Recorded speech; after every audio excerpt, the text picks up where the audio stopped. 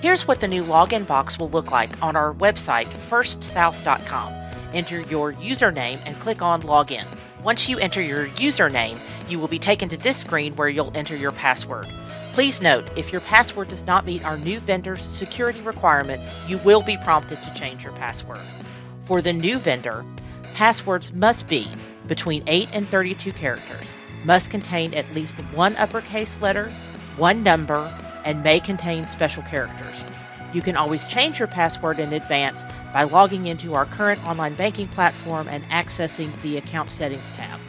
Also, two-factor authentication will be required when you log in the first time.